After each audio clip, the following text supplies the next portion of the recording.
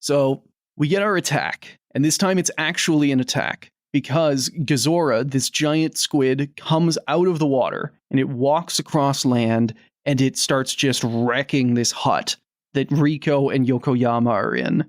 God, can we talk about the walk, though? Yeah, we need to talk about... I think we need to take a little intermission here to talk about the kaiju, because now we've seen him. The costume design? Yeah. Yeah, so... Oh, he is straight strutting. He is straight strutting, and that was the thing that immediately, I think we all wrote down about, because we had mentioned that just he's walking.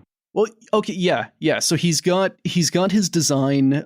He's got all of his tentacles, and 2 of those tentacles are just the actor's legs. Which I made a note about because I honestly wasn't paying enough attention to it at the beginning. I'm like, those are actually really well hidden inside of the skirt of tentacles that doesn't just look like it's just dangling there. Like, yeah, that was done pretty well. I think, if anything, by this point, like Toho had, especially their special effects division, had usability of monster suits down pat.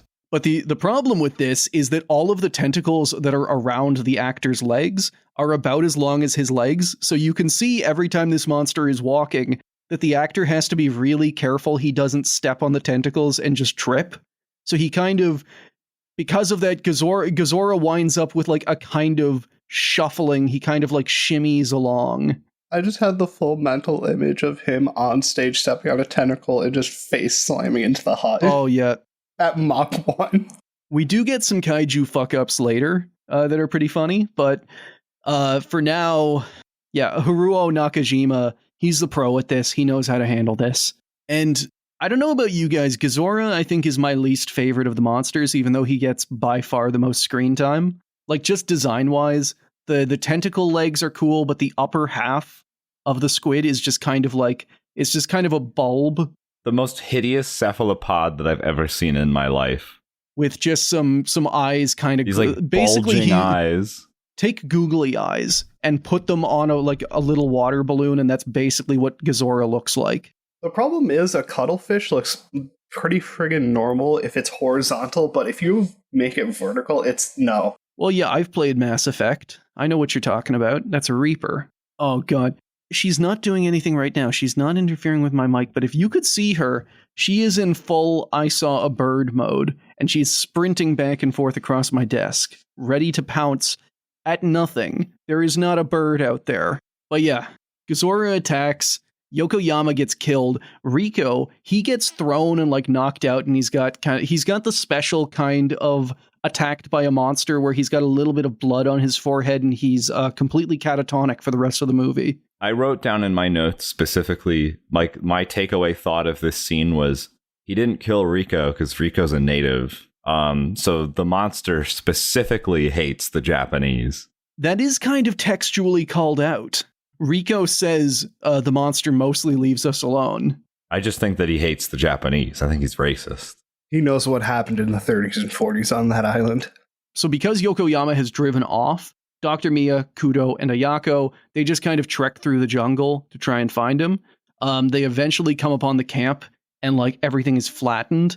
Sorry, I need to go back a little bit, because crucially, the thing that ends the monster attack after Yokoyama's been killed is the monster, the squid, frightens a bunch of bats, and those bats fly up in the air, and that seems to scare it, and it runs off into the water. I was just going to say, I just put bats with lots of exclamation marks for this scene. They don't really fly, they just kind of wiggle. I like the sound design of this movie. The music is pretty good. Fully half of the kaiju scenes just have bat shrieks, like, covering them in the background all the time. Also, my critique of our octopus kaiju is that it basically has 5 different noises that it just keeps making. I mean, some of them are good. I kind of like the crab. And then also for the scoring, I did note that basically anytime there's a monster on screen, we have like one monster theme that just plays every time.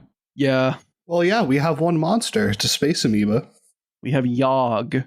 So yeah, Kudo, Dr. Mia, and Ayako, they make their way back to camp. They find this completely flattened hut. Oh yeah, and Obata's going along with them. and they find Rico and they start treating him. He's not unconscious, but he's catatonic for pretty much the entire rest of the movie. He is, remember what I said about character arcs? This is his arc.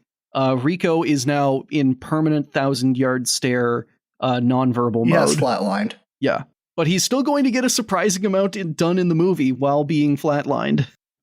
Evil Kiryu is like rummaging through the wreckage of this destroyed shack, and he pockets a suspicious blue folder. Yeah, which is plans for a submarine hotel. It comes up once and that's it. I mean, part of me thinks maybe that's just a mistranslation. Although if Asia Development Co. wants to build a fucking submarine hotel, that would rule. So yeah, Kudo notices him. He takes his picture doing this. I'm just gonna kind of merge these scenes in my head because stuff happens rapid fire. Stuff happens back to back to back. Kudo sees Obata stealing the plans for this resort. As they are trying to get Rico to his senses, which has a lot more slapping him, that doesn't really do anything. Percussive maintenance.